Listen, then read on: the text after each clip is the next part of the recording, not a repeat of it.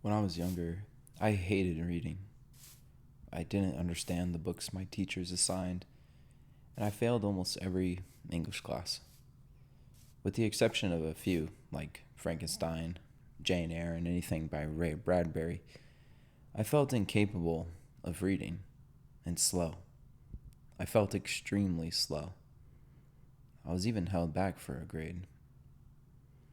I thought I was just dumb, that I couldn't read or be part of that intellectual world where my teachers and peers flourished and flew around out of reach. But as I've grown older, I've realized it wasn't that I couldn't read. It was that I wasn't reading what I needed to read. Moreover, I wasn't reading in the way that I needed to read. Now I believe there's a book out there for everyone, and everyone reads in their own way, at their own pace. It's both an extremely social and private experience. Now, I believe in the beauty and power of reading, specifically literature and philosophy. Thus, I'm commemorating 100 days in this world by building a library, the ultimate testament to the sublime beauty and tragedy of human life, the perfect summation of all we've done so far. This world is itself a kind of library, a collection of builds that represent stories and everything I've learned up to this point. This is the world of words after 100 days. Everything we've built has a story, a poetry, a philosophical underpinning that has brought meaning and joy and another life to this world. Whether I've stated it yet or not, each build has a connection with something beyond its material existence, and this has kept the world going.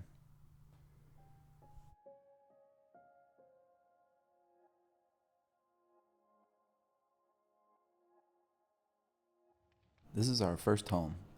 The home is the story of our path through Stoicism, learning acceptance in the face of loss and death. These buildings are what we built to show ourselves we can continue even after losing a world. And this is the farm. The farm is the story of the creative act, the growth of the soil, the steady patience, the remembrance of new and old roots. It sort of keeps us in check from rushing. Here, we can slow down because the farm brings peace and helps us appreciate the little things, the little gifts and free surprises that life offers. It also doubles as a kind of slaughterhouse, unfortunately. But without the death of these cows, we wouldn't have the many books, the library, and therefore a way to record these stories. Over here in the woods is the little cabin we built. The story of learning the basics of poetry. We wrote a poem here about our experiences during a stormy night. It might appear meager and derelict, but it helped us survive to 100 days. And here we have the basement. There might be a couple spiders down here, so I don't want to stay here too long. But this is our storage room as well. The days pass, and new paths are created. The stories intertwine, interweave. They are a palimpsest of joy and grief. The library knows this more than anything, more than anyone else, if the library can be said to know. Books, specifically a library full of them, will make your forever world possible. This isn't your typical forever world. It is an ultra-hardcore world. When we die, we lose the world forever. Still, books will give the meaning you're looking for. Because the library is the closest thing to infinity, to something that lasts forever.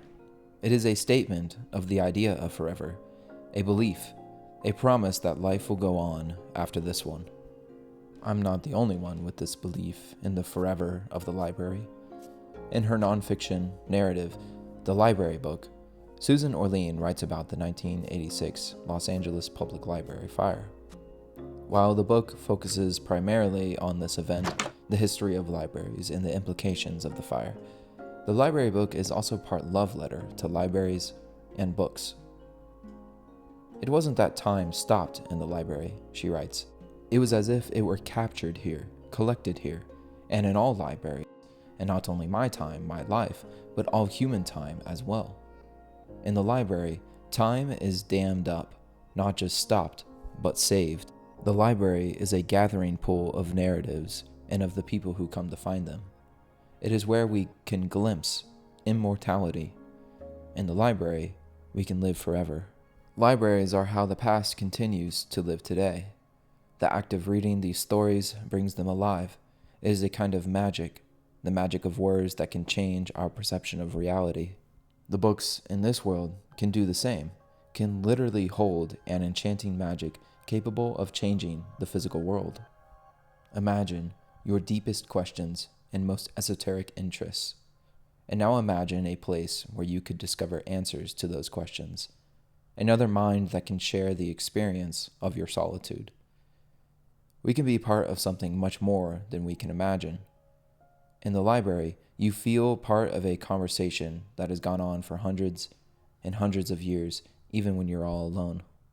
Books add a deeper meaning to this game of blocks and pixels, a meaning beyond the physical world.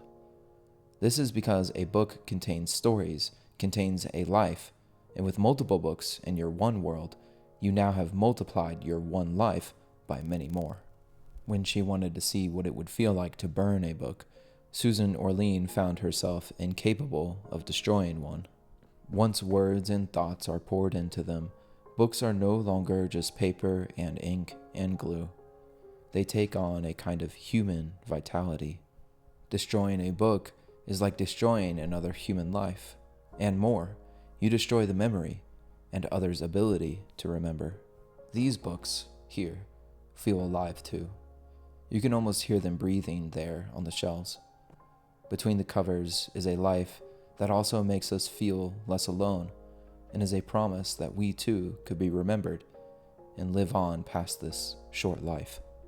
The titles and covers almost glisten like skin. They breathe. They promise forever. I hope you too can find a library full of books, full of magic, full of life in your world. It is a living monument to memory, a place where we all can belong. The library and Susan Orlean's words offer the best summation of this world and this series. All the things that are wrong in the world seem conquered by a library's simple, unspoken promise. Here I am. Please tell me your story. Here is my story. Please listen. Thank you for watching. I'll see you in the next one.